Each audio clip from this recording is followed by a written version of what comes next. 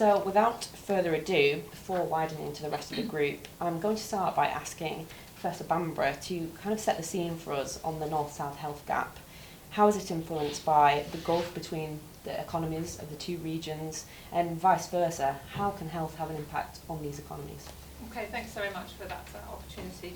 Yeah, so unfortunately, there's a lot of data that outlines the extent of the North-South health divide. It's something that's existed for a number of years, and for example, we can see a difference across the north is that the life expectancy across the three northern regions is around 2 years less than for the rest of England. We can also see it when we look at data such as infant mortality rates, so that's babies that die before the age of 1. Rates are higher across the north as a whole than they are in the rest of the country. And as Andy Burnham said in his introductory comments, we can also see this when we look at other measures of ill health, such as people's healthy life expectancy, so how long someone can be expected to live without developing a long-term chronic condition. And these are very stark, and they have arguably increased, particularly in terms of large pockets of deprivation in left-behind neighbourhoods, the majority of which are in the three northern regions, and they've increased over time before the pandemic and have been exacerbated by the unequal treatment of the north during the pandemic. From an economic perspective, I've been involved in a lot of reports by the Northern Health Science Alliance, and we've been looking at this. What is the impact of poorer health in the north on the wealth and productivity for the north? We're a large population, potentially a large economy.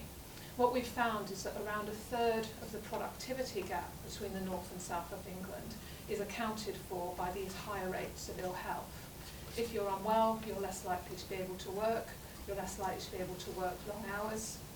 And so we can see that there's this impact. And we calculated about 5 years ago when we first did our Health for Wealth report that the impact of the higher rates of poor health in the north were around 13 billion in terms of lost productivity to the UK economy. It doesn't mean there aren't things we can do about it. I think it's very important that we realise that this poor health is not inevitable. It's not something to do with being a northerner that makes us unhealthy. There are policy options and policy choices that have led to the kind of left-behind nature of the northern economy, and therefore the health inequalities that we experience.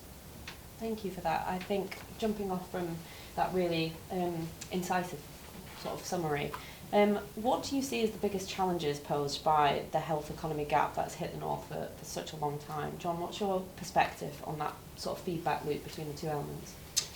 Well, I think the first thing to say is I think you're probably going to find a lot of agreement on the panel today around if we come to the broader question that we've been posed as a panel to discuss this morning about can a region thrive if it's unhealthy and poor. And I think that the very short answer to that is no, clearly. But I think it is a little more nuanced than that, in that, as Clare described, we've got massive inequalities across health and across society and across our economy. And there are no doubt about it, there are areas of the north and the northeast where there is great prosperity and people are able to choose to lead very healthy, active lifestyles. But that is a choice that's not open to enough people. And for the reasons that Clare described and others, people, not all of our people in our region have the ability to make that choice to lead those lifestyles. And therefore I think to the question about can any region claim to be thriving while we've still got so many children being born into child poverty, we've got still so many families, including families with working adults in the home, who are still living in low income households, with all of the impact that has on health, with all of the generational impact that can then have on young people's life chances, then I think we really can't claim to be thriving while we're unhealthy and poor. But it's a very patchy situation. Yeah, you've spoken, both of you, about children being born into poverty. From your perspective, Amanda, being the director of the North East Child Poverty Commission, what are your thoughts on that? So I think it's really important to say from the outset, and I think we've all touched on this, that actually we would all say on this panel that the North East is a brilliant place to live. It's a fantastic region. It's a great place to grow up, to do business in, to visit, to work in, to invest in, to study in. And it has many, many strengths and assets, not least the people who live here. And I think we'd also all agree that we should be ambitious for every baby, child and young person growing up in the North East and the wider North, and should want all of those babies, children, young people to be able to, you know, to thrive, to pursue the things they love, to follow their dreams, to have exciting futures ahead of them. But the reality is that for far too many babies, children, young people, experiencing poverty in childhood makes doing that much harder. And the fact is that going into the pandemic, 37% of all babies, children and young people in the North East were growing up in poverty. That, you know, that's a shocking figure, and that's the second highest rate of anywhere in the country, just behind London.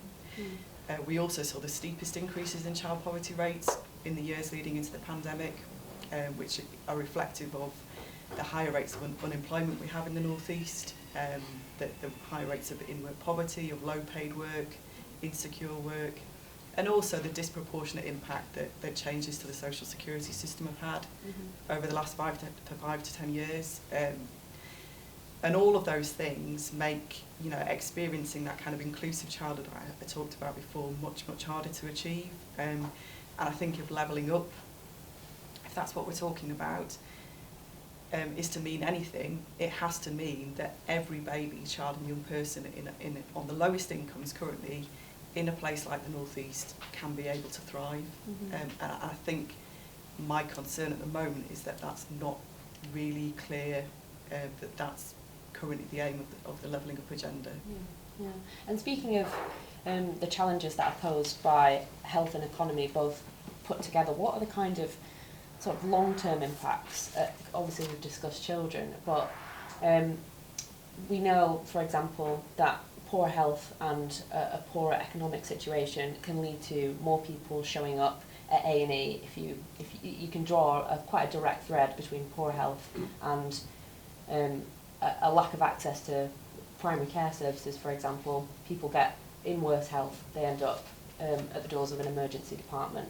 From a crime perspective, we know also that if you're worse off economically, you can have a higher risk of becoming a victim of a crime, for example. Not only are you more likely to become involved in crime, you might well end up being a victim of that. What's your perspective on that? Yeah, I mean, there is, as you say, an absolutely direct link, and I couldn't echo what Amanda has to say more. I genuinely think I'm so proud to represent this region, and that is because of the people. It is definitely, for so many people, the best place to live, to grow up. I know you're from Manchester, I'm very sorry.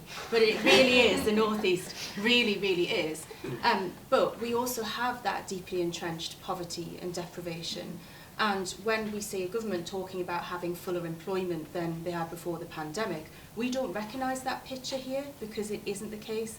And you're right, people who experience poverty are twice as likely to be victims of a violent crime, twice as likely to be burgled, 3 times as likely to suffer rape or serious sexual assault, 6 times more likely to be a victim of domestic abuse. And that's before you get to the fact that children growing up in poverty are vulnerable to being dragged into criminality. That is a business model for a lot of organised crime. It is literally a business model. They will identify vulnerability, they'll get in there, they'll promise a solution, will get you out of being poor, and all you've got to do is X, Y, and Z. And so that picture is directly related to crime. And my view is that there are solutions, there are policy-based solutions that we can have to this. Actually, Clare was one of your work on health and wealth was one of the things that initially made me stand for election, because I think that link needs to be drawn much clearer, much more clearly. But we can make policy decisions about making sure that we have the right level of jobs in the region, making sure that we invest in the right public services from the beginning, making sure that everybody has access to good quality education. We can put radical solutions to anti-poverty in place in our region that will make a difference. Because what we're seeing now, actually, to throw a cat amongst the pigeons of agreement, is actually a lot of people, and rightly so, are very happy to paint a picture of the North thriving, despite the fact that we're poor and unhealthy.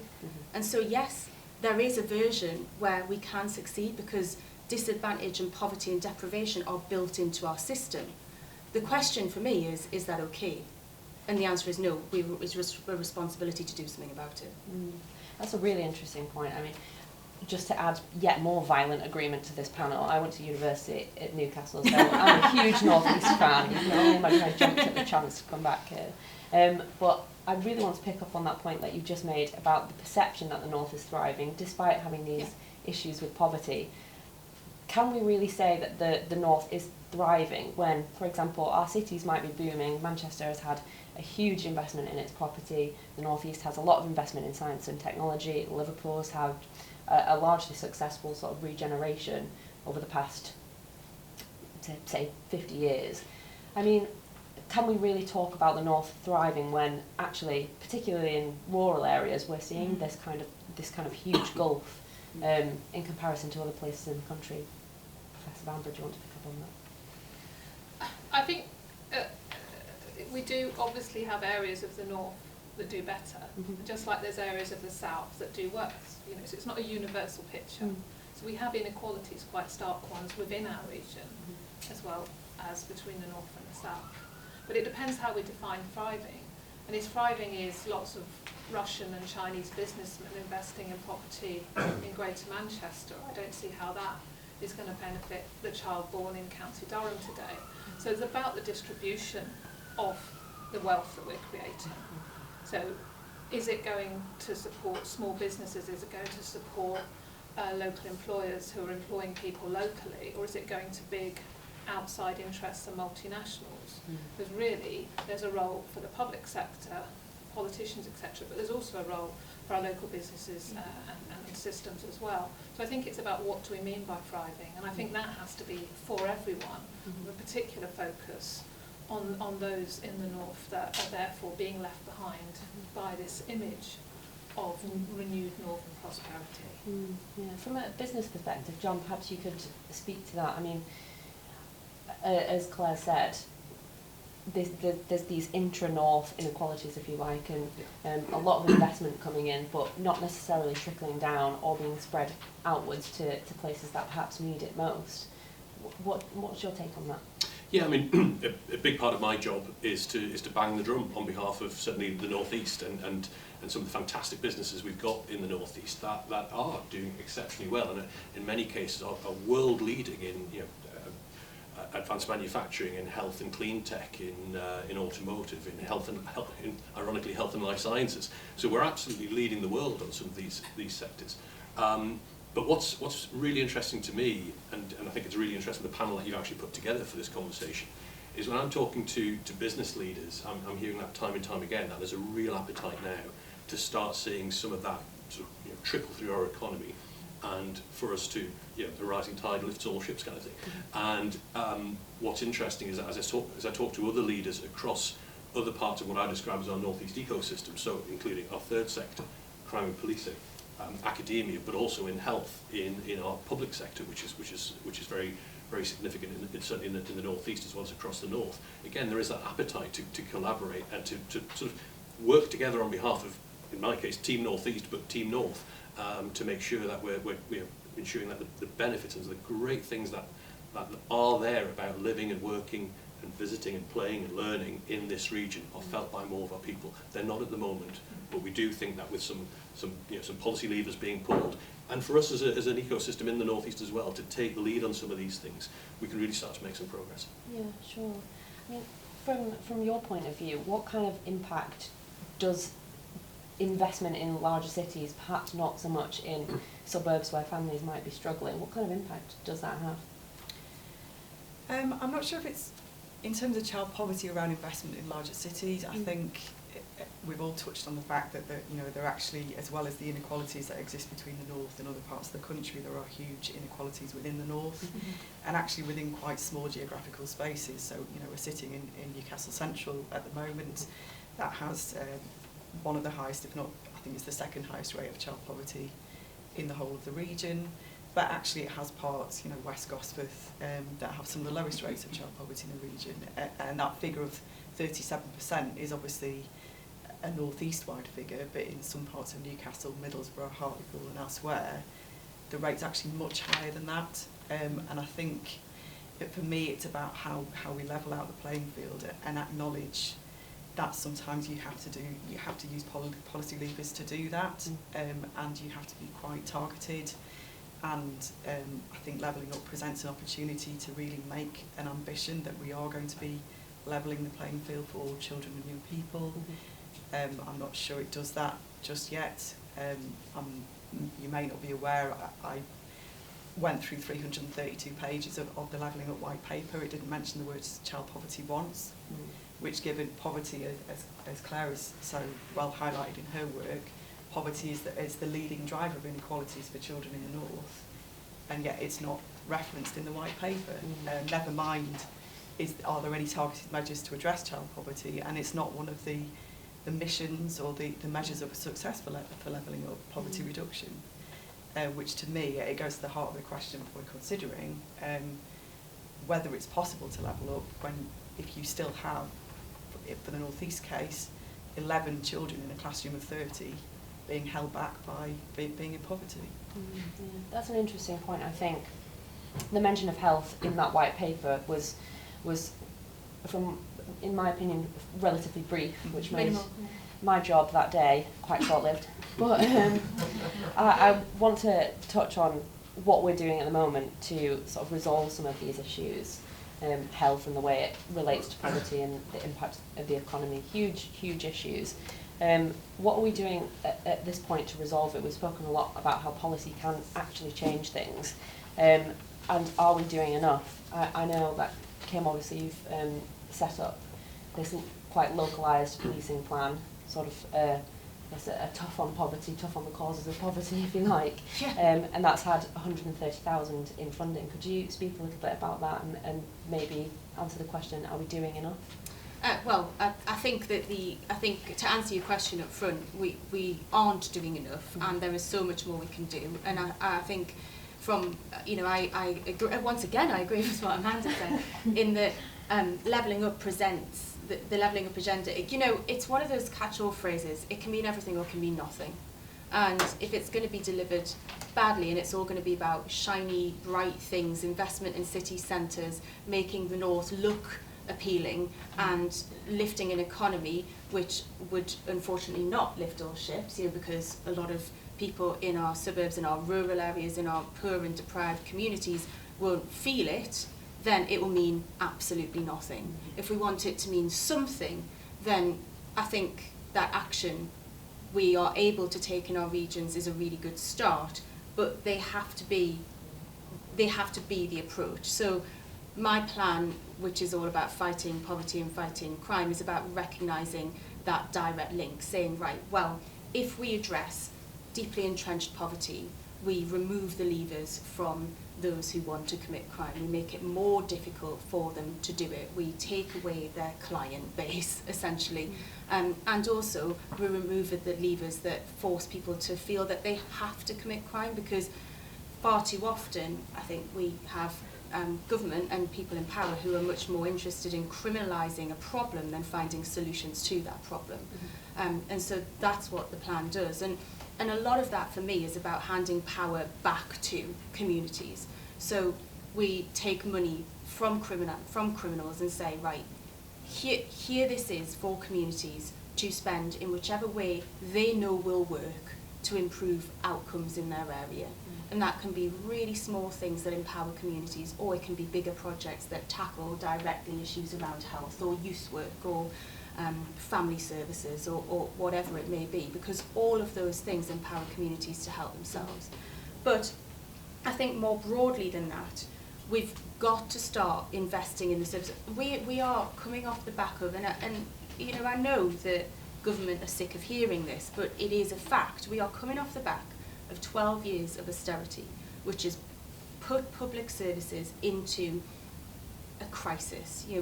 Young people who don't, we surveyed youth organisations, and a youth worker said, the young people I spoke to have never even heard of a youth club. They don't know what a youth worker is. They don't have access to that. It's just not something that's in their psyche. And actually what we know, for young people to grow up healthy, to have access to equal opportunities regardless of their background, they need to have those things outside of school and home that break the cycles. We need to invest in family services that, like Sure Start, that make sure that babies from poorer households are given access to the same facilities and opportunities as babies from more affluent households. And that level playing field's been taken away. And now what we're seeing, and this is why I think we need these radical anti-poverty solutions in our region, what we're seeing now is a cost of living crisis, which existed before the pandemic, let's be honest about it, which is growing, getting worse, there's not enough being done about it. And ultimately what we're going to see is families who never ever dreamed that they'd be living in poverty going into that space for the first time. And in this day and age, and it's getting worse. Yeah. And if we don't tackle that, then ultimately we will see crime rise, and we've got to be ready for it. Yeah, we're going to come back round to the cost of living, because that obviously has huge impacts on health and wealth. But I'm interested to hear from you, Professor Bambra, what you think of some of those solutions that have just been proffered there. What are we doing at the moment, and what does recovery look like to you? What would work? Yeah, I think it's great that we're trying to do what we can. It's really brilliant that a police and crime commissioner is talking about health. So that's from a public health perspective. Thank you. That's great. I think the problem we've got, which I think the next panel addresses, is the fact that in the north, it's local authorities, businesses, big employers like universities, we have some influence, but we don't have our hands really on the main powers, because we're a very centralised Westminster, London, South East focused country. That's where most of the funding is, that's where most of the power is. So that's where we need to be making our arguments. But when we look at my area of research, which is health inequalities, then there are two really key examples of how you can reduce health inequalities, or how you can level up health, if you want to use the new rhetoric. So the first one is what happened in England. We had a national health inequality strategy from 2000 to 2010. This reduced child poverty. You get a reduction in infant mortality rates following that. 1 million children were taken out of poverty, 2 million pensioners were taken out of poverty by increasing the rate of the state pension, and you get a knock-on fairly quickly in terms of the health benefits of that. And that was done through a variety of interventions: Sure Start, the child tax credits, investment into the NHS, into areas that most needed it, including the north. So that's one example. The second example, which I think is in many ways even more impressive, is the difference between East and West Germany and what happened after reunification. So at the fall of the wall, then East Germany had a life expectancy of around 4 years less than West Germany. And we can all appreciate why that would be the case in terms of differences between those two countries. Within 20 years, East Germany's 4-year life expectancy gap has disappeared. Life expectancy now across Germany, across the two former states, is now fairly equal. So it was a 4-year gap. We've got a 2-year gap between the north and south of England, and we're also not dealing with a former communist state and all of that entails. So there are ways in which we could level up, in health terms, the north-south health divide. Yeah, I mean, that figure is just staggering when you put it in those terms, comparing it to a state that was split in half with two radically different approaches to governance. I mean, what's your perspective on this, John? I mean, what is going to work in terms of bridging that health and wealth gap, as far as you're concerned? Yeah, it's a huge piece of work for us in the Chamber and for our 2,500 members across the North East. So we exist, our goal in life, if you like, is to create a stronger North East built on a more inclusive economy. And the reason why that second part is so important to the first part is that we need to get more people who've got something to contribute, who've got skills, experiences, expertise, give them access to the economy so that they can play their full part, they can make their contribution, but they can also achieve their full potential in life as well. And perhaps then start to reverse some of the trends that perhaps has impacted generations that have gone before them. So for us, that looks a lot like a good work agenda. The Chamber's talking a lot about good work right now. We think good work is good for business.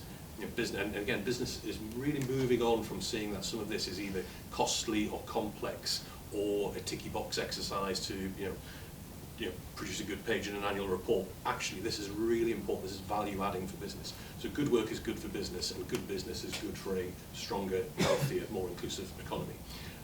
In terms of some very practical things that we're doing on that, we have a race, ethnicity and discrimination commission looking at how do we ensure that more people from minority ethnic backgrounds who themselves are actually impacted even to a great degree by some of the health inequalities that we've talked about, have access to that economy and can play their full part.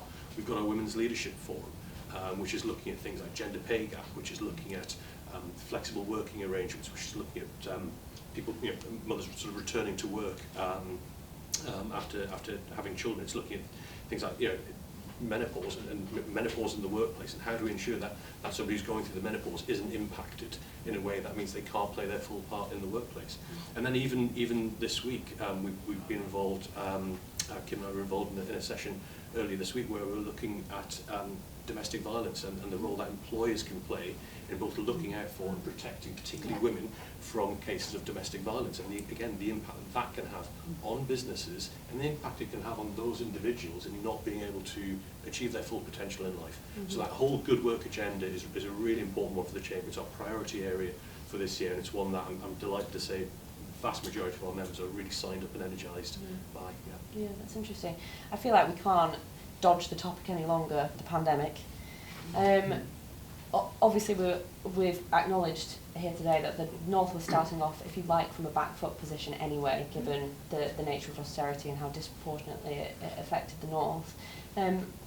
It's been proven that places like Greater Manchester, the North West, have been hit harder by the COVID-19 pandemic, and the North East, for example, is showing signs that it's struggling to recover a little bit more than perhaps other places. I think the percentage of joblessness in this region was about 5.9, which is far higher than 4.1%, which is the national average.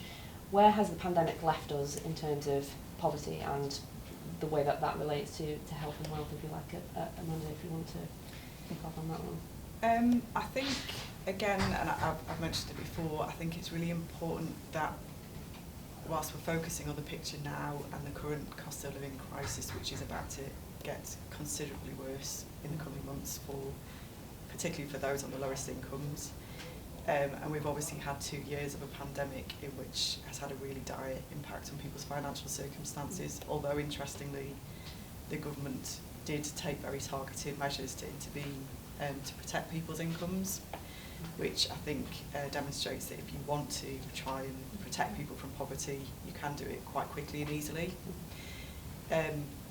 But the point is that we were in quite a bad place going into the pandemic.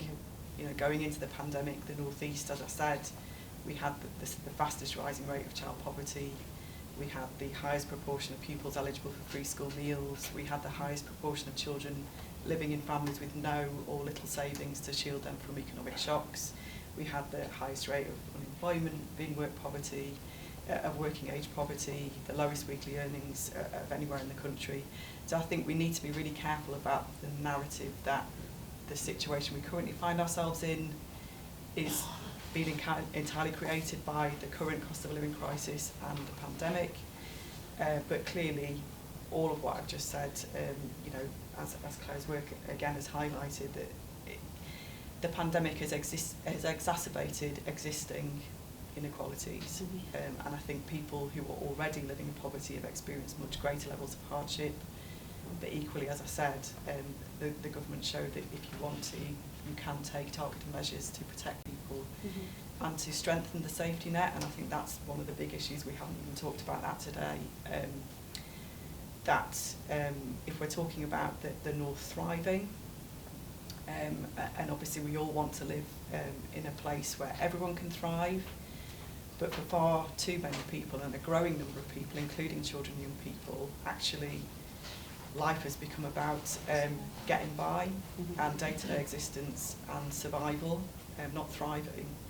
And the question of levelling up is, how do we ensure that actually it is about thriving for everyone and not, as Kim alluded to before, about ensuring that those people who are already thriving a bit more, which I think often is the case with sort of economic development work. So yeah, I think the pandemic has exacerbated what were long-standing inequalities. Yeah, definitely. I mean, Kim, if you could just elaborate on that a little bit more. I think that it's the impact of that sort of two-pronged attack of both the pandemic and the rising cost of living as we're about to sort of enter into that next era of disaster. I mean, what from your perspective are you expecting from that, and what kind of damage has it already caused? So I think the damage that was already in place. So, you know, big NHS waiting lists. We had a cost of living crisis before the pandemic. We had high levels of unemployment before the pandemic. We had, and nobody very often talks about this, massive backlogs in the criminal justice system before the pandemic, and all of those contribute to a region that will come out of things more difficult. If things are already unequal, they will only be made more unequal by a crisis. And so I think that that's what we've seen, but I agree that we can't hide behind the pandemic. You know, we had 2 years of that, and we knew what was going to happen. We knew that we would come out of it worse off. And so it then becomes incumbent on government and on us to try and cushion that, to do proactive things that support people with recovery. My view is that if we stay with the status quo, if there's not interventions on things like rising fuel and food costs that are done in a fair way, and I don't think that the solutions that have been put in place at the moment that kind of throw everybody a little bit of a loan are fair. They have to be targeted, like they were during the pandemic, to the people that need them the most, to help those people to cope and ultimately to have choice and ultimately to thrive. Then things will become much worse. And as I said before, people who have never considered that they would ever be living in poverty will be bringing their children up below the poverty line. And that, I think, is very frightening, but it's also a stark reminder. And I'm going to steal, Amanda and I had a chat before this, and I'm going to steal one of your lines. It's a stark reminder that this is not about choice. You know, for a lot of people, it's not about stretching your personal budget, you're being better at managing your personal finances. It's a little bit like the region. If the envelope of money isn't big enough, you're never going to be able to make it stretch. And it's interesting what Clare said about East and West Germany. There's enough journalists in this room that someone will correct me when I get this figure wrong. But if I'm not wrong, I think the government put something like 70 billion euros in to achieve that, directly into the regions, and gave them proper autonomy about how they spent that to solve their own problems.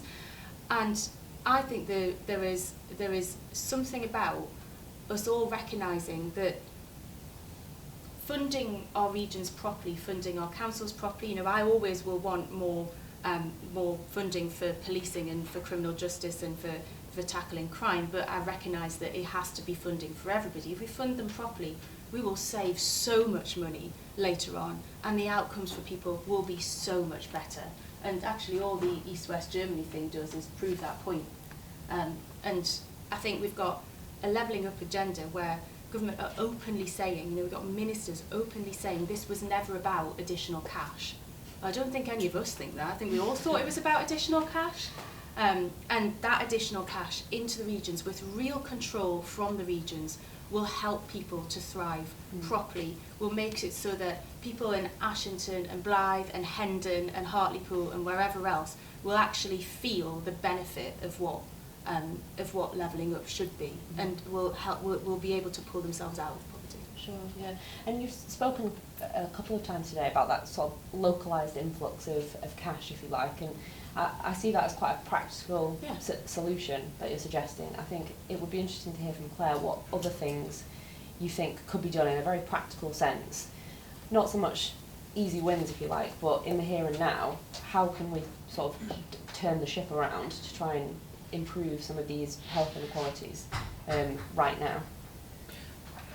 By we, do you mean us in the north, us in the public sector, us in business, or do we mean actually we as a country? Because I think it has to be the latter. Right. The funding, you know, the funding is held nationally. Most of our tax is garnered nationally and then redistributed, and over time that redistribution has got less to the regions than it used to be. So we are on a much smaller budget from a public sector perspective, but also from investment into infrastructure as well. So there are things we can do, and there are successful examples. You know, we've had a complete reverse from 2000 to 2010. Then you had economic growth, but you also had a reduction in inequalities, both from a health and from a poverty perspective. Falling poverty rates, improving health inequalities. Since 2010, first with austerity, and now with what we're suffering in a kind of post-pandemic, I'm not seeing much example of building back better. you know, we're seeing these trends of reverse. Things are getting worse. I like to use the East-West Germany example, and I'll use the 2000 to 2010 example, because there are things we can do. There are multiple levers. These are not inevitable. It's not an accident that the North has been left. Ever since we stopped producing coal and ships because they decided they didn't want them and they could get them cheaper from somewhere else, we've been in decline. But that doesn't have to be the case. Yeah, John, from your point of view, what do you think are the sort of immediate things that nationally we could do to help resolve some of these issues? Well, I think, again, if I can just reiterate what Claire said there, this is a choice, this is a policy choice, and what we're seeing is the impact of choices and decisions that have been taken on policy previously. We've talked a little bit, we've touched a little bit on some of the economic indicators that show, you know, we've got a higher level of unemployment in our region, we've got a lower level of employment. One of the ones that's really interesting to me, though, is we've actually got a rate of about 25% of our adult working population in the North East who are considered economically inactive. So in other words, they're not in work, they're not in training and education. We need to understand why that is, and again, we need to break down any barriers that exist between them being economically inactive and getting them active again. And I think if we can do that, if we can start to shift that dial, again, we can start to have some real sort of generational change and impact. But we are going to need some support from government on that. And that starts, I think, with, again, that collaboration in our region, which I'm certainly seeing an appetite for, and seeing a much stronger appetite than ever before in my experience.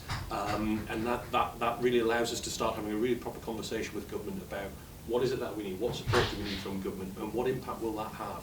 You know, we can't just keep going to government to say we want. We need to be able to tell government the why and what the impact of that will be. And if we can do that, if we can start to get more of that 25% economically active again, just addressing that, just closing that gap, we will really start to fire up our economy in the region. Yeah. Just before we finish, we've only got a few minutes left, but I cannot do this panel without bringing up the NHS. Otherwise, I wouldn't be very good at my job. As we've said, the pandemic has had a disproportionate impact in the North in many respects, and among those things that have been put under pressure, the NHS is one of them. And we've had elective recovery plans be published over the last sort of month, and they've come under fire from medics and management alike. For not nearly having a robust enough approach to, for example, a workforce plan or recovery of the rest of the NHS, not just the elective surgeries that were cancelled, for example. When we're talking about health in the North, what kind of impact is that going to have sort of long term? Clare, I'm interested to hear from you again. Okay, I'm very happy to speak on it, but I'm always like to balance that I don't like the grim up north narrative that sometimes perhaps we have to state it because it's economically, etc. true. But always, this is not inevitable, and it's not the fault of the people of the North.